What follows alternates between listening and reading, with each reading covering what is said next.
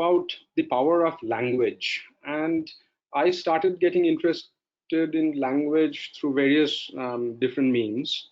So there was a point in time when I was doing magic shows and mentalism during my college days. So I started reading certain aspects of language, including not just verbal, even body language, etc. And then I started looking into another field called NLP, or neuro linguistic programming. Now, there are some good stuff in that, there's some not so great stuff in that, but there were a few interesting things which I learned from there. So the interesting thing is that the language, or the quality of language, is going to determine the quality of your life. And why is it so? For example,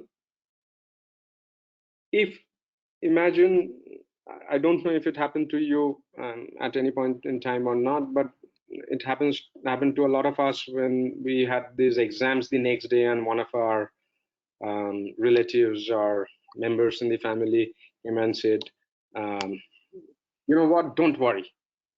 Now, the moment somebody comes and says, don't worry, it is something like telling you, don't think of a pink elephant. And if I tell you, don't think of a pink elephant, most likely you will imagine one. So it's not really about the intent of what you want to say, but the language in itself creates those pictures and experiences in our mind. So the way we express things to ourselves, or the way we express things to others, actually would go back and influence your mind, and your mind in turn will influence your language. So it's like a cyclical thing.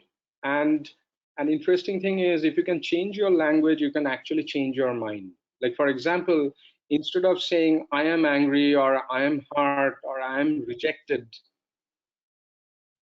instead of using such strong language like hurt, you can tell my expectation wasn't met, or my expectation is not met. Now look at this. The moment you start saying, instead of I'm hurt or terribly disappointed, instead of that, if you say my expectation is not met, all of a sudden the feeling inside your mind changes drastically. And if you can continuously craft your language in a manner which is better for your life, it will change the quality of your life. For example, anger. Anger means that one of the rules which I believe in, one of the expectations which I have, got violated. Now, instead of saying I am angry, I can also think or say that this was the expectation, or this was the rule, and you violated that. But when you go deeper into anger, generally it is fear. So anybody who is angry is generally very afraid of something. So another way of looking at anger is, when you get angry, you can think, I'm afraid. Now the question is, I'm afraid of what? If you go deep, you will find that out. But instead of saying angry, or thinking you are angry, if you can change that language, it's going to change the quality of your life.